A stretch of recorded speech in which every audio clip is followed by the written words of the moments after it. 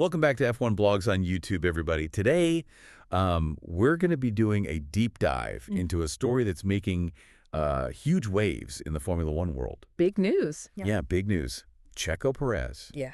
Out of Red Bull. Oh, wow. For the 2025 season. So I thought he had a contract, though. He does. He's got a contract through 2026. Oh, so they bought him out. That's what we're diving into. All right. The source for this deep dive is a recent article from the Spanish sports news site MARKO. Okay. And it's really packed with information about this split, including some numbers about how much this is going to cost Red Bull. Oh, yeah, those buyouts can be hefty. So some of the key questions we'll be exploring in this deep dive. How much did this cost Red Bull? Why was Perez let go despite his contract?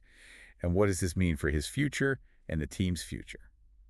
Lots to unpack. All right, so let's set the stage here. Okay. Checo Pérez coming off an incredible 2023 season.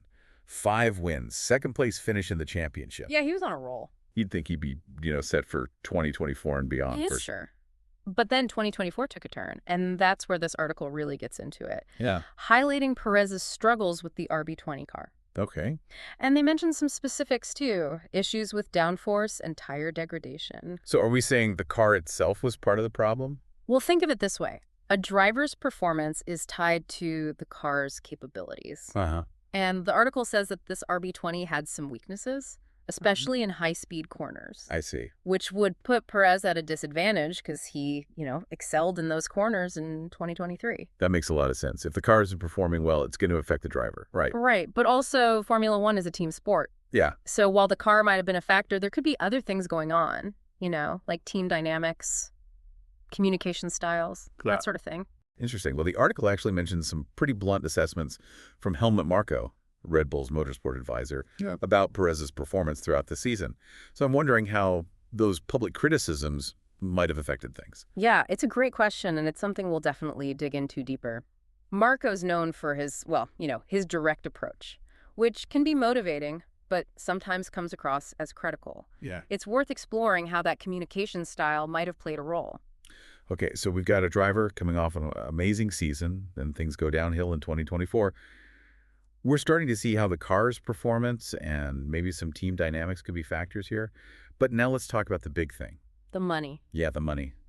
The article confirms that Red Bull paid a big chunk of change to end Perez's contract early. Yeah, contract buyouts aren't unheard of in Formula One, especially when a team wants to switch drivers. But the fact that Marko openly talked about how much this cost, it suggests that Perez's contract, especially after they renegotiated it in the summer of 2024, was pretty ironclad. So even though his performance dipped, they still had to pay him a lot to leave. It seems that way. And the article kind of hints that the removal of performance clauses from the renegotiated contract may have made this split even pricier for Red Bull. What do you mean? Well, usually those clauses protect teams from having to pay the full amount if a driver doesn't hit certain targets. Oh, I see.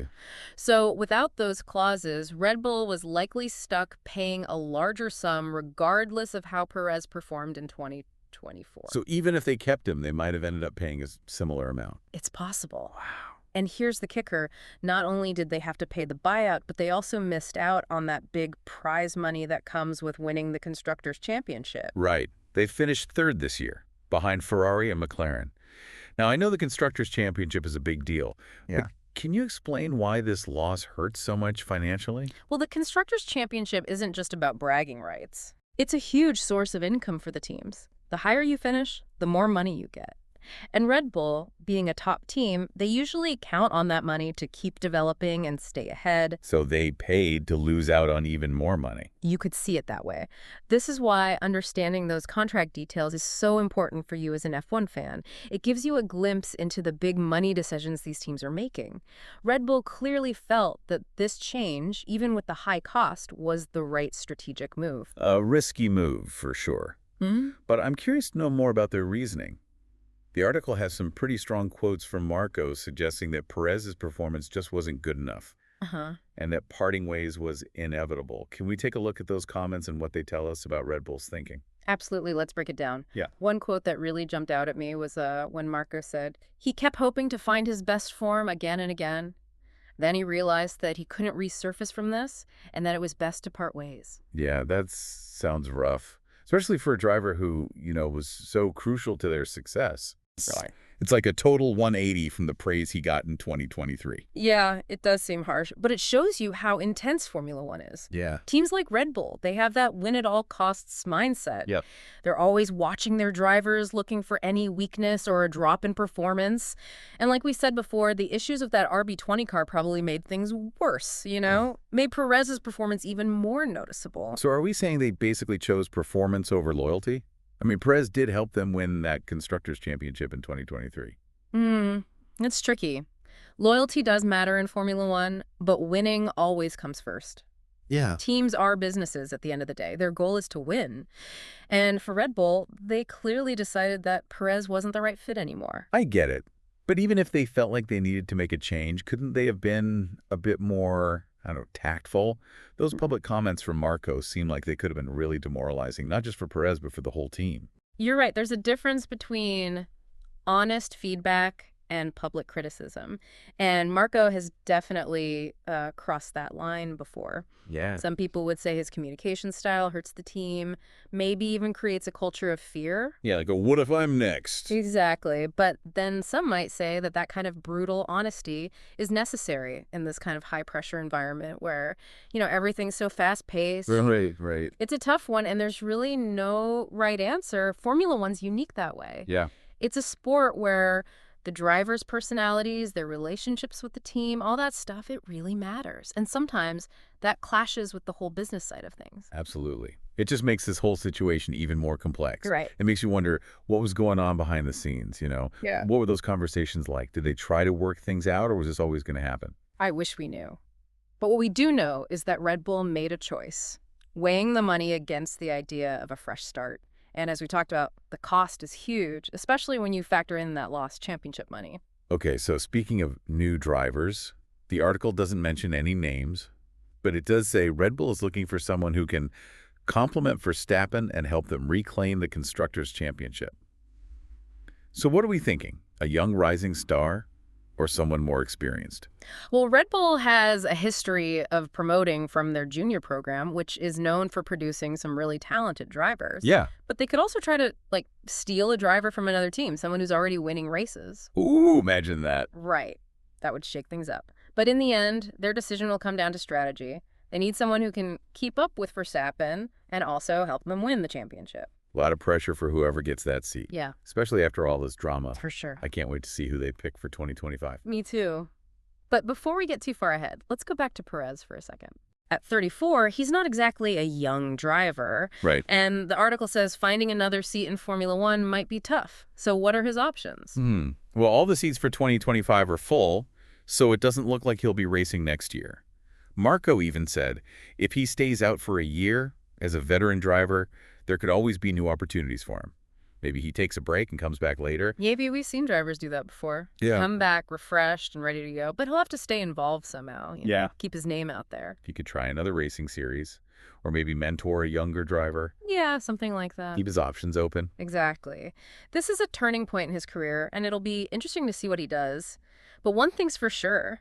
His departure from Red Bull has really shaken up the driver market. For sure. And it's got everyone talking. Yeah, it's a reminder that even though Formula One is all about technology and strategy, people are still at the heart of it all. It's true. These decisions are made, risks are taken, and careers are made or broken, all because of ambition, loyalty, and that drive to win. This whole situation is like Formula One in a nutshell. It's unpredictable, high stakes, always full of twists and turns. Exactly. It's why we love it, right? Always keeps us guessing. It's been a wild ride, hasn't it? This whole Checo and Red Bull thing. Definitely a story that's got everyone in the F1 world buzzing. So let's try to sum up some of the key things we've learned from this deep dive. Well, it shows you just how complicated Formula One is, you know? Yeah. We saw how even a small dip in performance, even after a great season, can have these big consequences. Right. And those dips in performance can happen for all sorts of reasons, from, like you said, the car's technical stuff to just the mental pressure of competing at that level. And let's not forget those contracts Yeah. and the financial side of it all. Taking out those performance clauses from Checo's contract, that really changed things up. It did. It really put Red Bull in a tough spot. But it also makes you think about how much risk teams are willing to take when they sign their drivers, you know? It's a tricky balance. You want the best drivers, but you also have to protect yourself financially. Exactly. And sometimes even the best contract can't predict everything that'll happen in a season.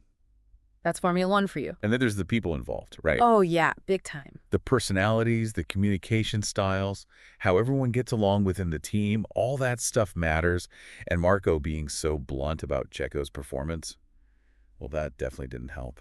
It's true, whether you agree with Marco's style or not, his words have power. They can really affect how people see things. So we've got performance contracts, money, all the relationships within the team. That's all part of this big story. But looking ahead, what does this mean for Red Bull? Was letting Checo go, even with that huge cost, was it the right move? That's the big question. Yeah. I guess we'll see how it plays out. They're putting their faith in a new driver to bring them back to the top, but there's no guarantees. And what about Checo? Yeah. What happens to him now? Can he come back from this and find another spot in Formula One? It'll be tough, for sure. Yeah. But he's a talented driver, lots of experience. Maybe taking a year off will give him a chance to, I don't know, regroup, come back stronger. Yeah, it's a big turning point in his career. It'll be interesting to see what he does. Absolutely. But one thing's certain, this whole thing with Checo leaving Red Bull has really shaken things up. Definitely. And it's going to be the talk of the F1 world for a while. For sure. It just shows you, even in a sport where technology and strategy are so important, it's still the people that make it so interesting. It's true. Those choices, the risks, the wins and losses, it all comes down to people, their ambitions, their loyalty, and that desire to win. This whole situation is like a perfect example of what Formula One is all about. It's unpredictable, the stakes are high, always some kind of drama going on. Yeah, and that's what makes these deep dives so fun, right? Absolutely. We get to look closer, see all the details and understand what's really going on. It's not just about the races. It's about the stories behind them, the choices that shape the sport, and the people who make it happen. Now, put yourself in Checo's shoes for a second. Knowing what we know now, would you have signed that new contract? Let us know what you think down in the comments. And if you like this deep dive into Checo Pérez and Red Bull, don't forget to subscribe and share this video with your F1 friends. We'll be back with more deep dives into the world of Formula One soon, so stay tuned.